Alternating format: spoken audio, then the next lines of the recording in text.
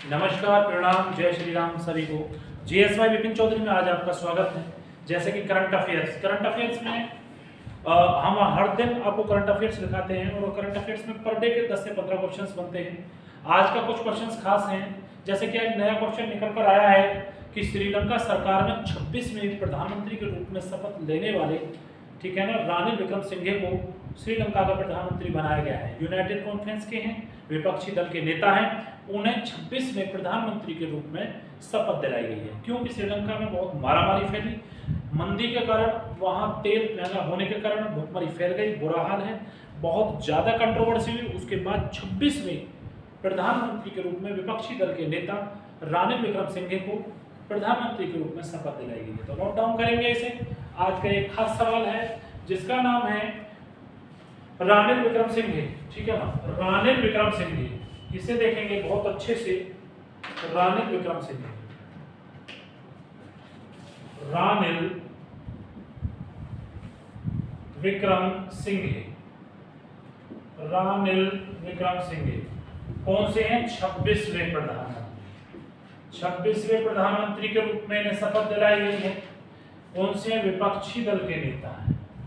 विपक्षी दल, उस विपक्षी दल का नाम क्या है जिस दल के ये नेता हैं? इनका है United national party. United national party, ये यूनाइटेड नेशनल पार्टी के नेता हैं और नेताजी के लिए ये विपक्षी दल के हैं और इन्हें शपथ 26वें प्रधानमंत्री के रूप में दिलाई गई है। तो मेरा कहने का मतलब ये है, उनका इस्तीफा देने के बाद अब ये 26वें प्रधानमंत्री बने हैं। कि अब अगला सवाल आता है, किस राज्य सरकार ने हाल ही में ई अधिगम योजना शुरू की है? ये ई अधिगम योजना क्या है? ई अधिगम योजना है कि ई अधिगम योजना शुरू करने का मतलब है कि ऑनलाइन शिक्षा में सहायता के लिए ई अधिगम योजना। अगला सवाल आता है ई अधिगम योजना। ई अधिगम योजना, ई अधिगम योजना, पहले तो इस योजना को देखिए किसने शुरू किया है, तो लिखेंगे हरियाणा सरकार ने शुरू किया है। किसने किया है? हरियाणा सरकार ने शुरू किया है। अब ये है क्या ई अधिगम योजना?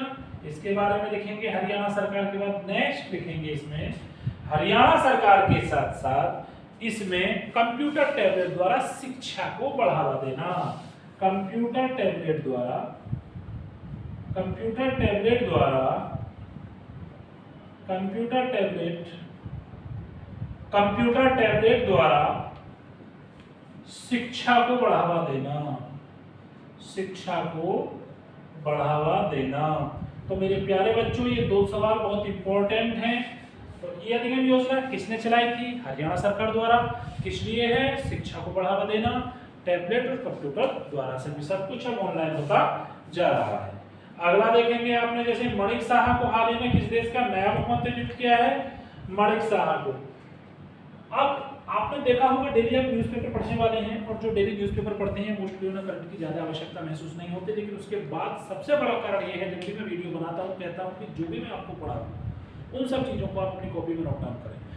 अखबार को पढ़ने के बाद एक तरफ रखते हैं, कपड़ा में से ना तो कोई कटिंग निकालना जानता है, ना में से कोई लिखना चाहता है। कल एक बड़ा महत्वपूर्ण सवाल निकल कर आया जो आज का बहुत बड़ा जबरदस्त जनरल अवेयरनेस का क्वेश्चन है। त्रिपुरा राज्य में किसने मुख्यमंत्री पद की शपथ ली? तो भाजपा के प्रदेश अध्यक्ष त्रिपुरा के अंदर, उन्हें वहां का क्या बनाया गया है? माणिक नाम है उसका, माणिक साहा को, माणिक साहा को वहां का मुख्यमंत्री बना दिया गया है। तो परचम किसका लहरा? भाजपा का, त्रिपुरा के अंदर, ठीक है ना। अगला सवाल लिखेंगे इसी में, माणिक साहा को, माणिक साहा, माणिक साहा है, इन्हें त्रिपुरा का क्या बनाया गया है? त्रिपुरा का क्या बनाया गया है? मुख्यमंत्री बनाया गया है। मुख्यमंत्री नियुक्त किया गया है, मतलब कि मुख्यमंत्री माणिक साहा। ये क्या थे? भाजपा के प्रदेश अध्यक्ष थे। भाजपा के क्या थे? ये प्रदेश अध्यक्ष थे। और अब ये क्या हैं? वहां के माणिक साहा त्रिपुरा के मुख्यमंत्री। नेक्स्ट सवाल जो बनकर आता है अगला, वो कहते हैं कोरियन बैंक के बीई होना, हाना बैंक हमें किसने 59 लाख रुपए का जुर्माना लगाया है? देखो एक सवाल बनकर आता है, भारतीय रिजर्व बैंक ने जमा पर ब्याज दर से संबंधित कुछ नियमों का पालन न करने के बाद में कोरियन बैंक केईबी, एक कोरियन बैंक है, रिजर्व बैंक ऑफ इंडिया ने, एक रिजर्व बैंक ऑफ इंडिया है, और रिजर्व बैंक ऑफ इंडिया ने, जो हमारे यहाँ बैंकों का बैंक कहा जाता है, उसने केईबी, कोरियन बैंक, केईबी कोरियन बैंक है, कोरियन बैंक केई और बी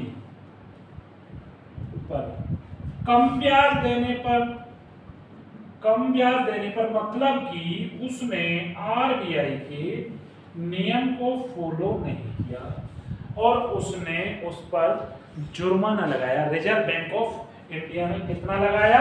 59 लाख रुपए का जुर्माना लगाया। कितने का लगाया? 59 लाख का जुर्माना लगाया। 59 लाख का जुर्माना लगाया रिजर्व बैंक ऑफ इंडिया। आगे बात करेंगे, किस राज्य ने श्रीहरिकोटा में 52,000 मानव रेड रॉकेट बूस्टर का सफलतापूर्वक परीक्षण किया है?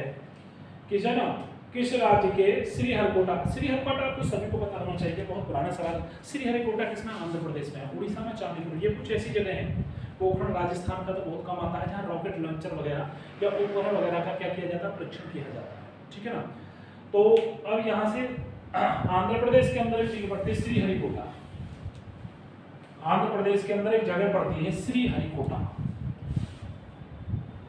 आंध्र प्रदेश राज्य ने, आंध्र प्रदेश राज्य में श्रीहरिकोटा, श्रीहरिकोटा, श्रीहरिकोटा एक रॉकेट लॉन्चर 52,000, क्या है?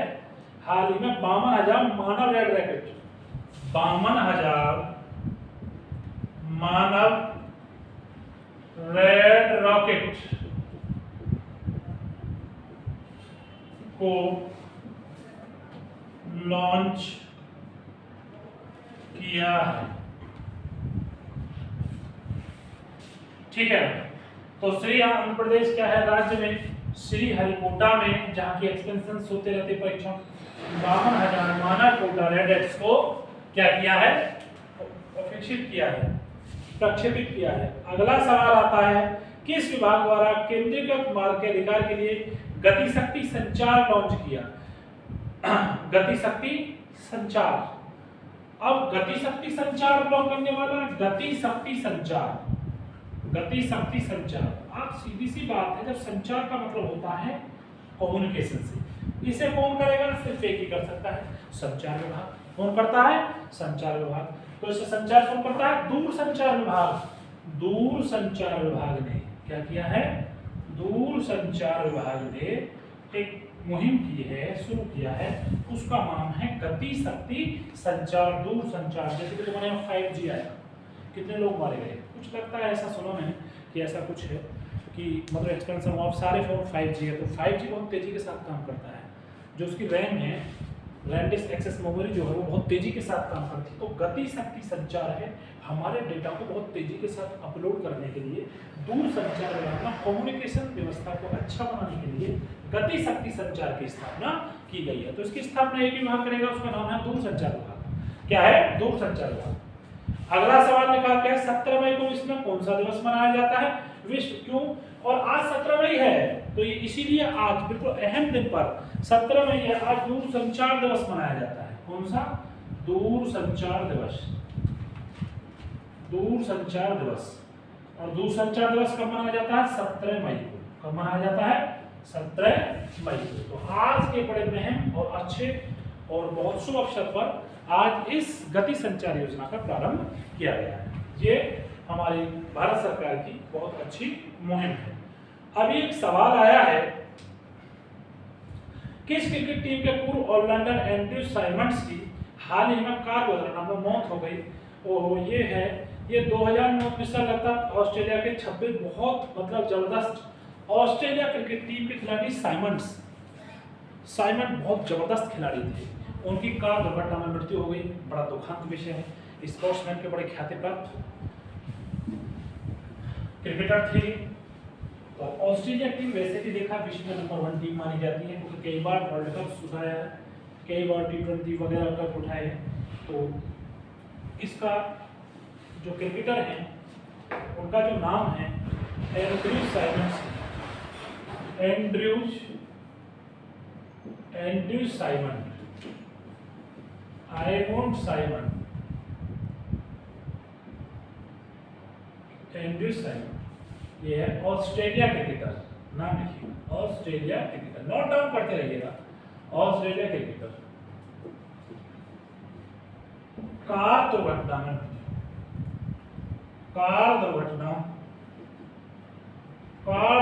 में मृत्यु हो गई, मतलब उनकी डेथ हो गई, कार दुर्घटना में उनकी डेथ हो गई है।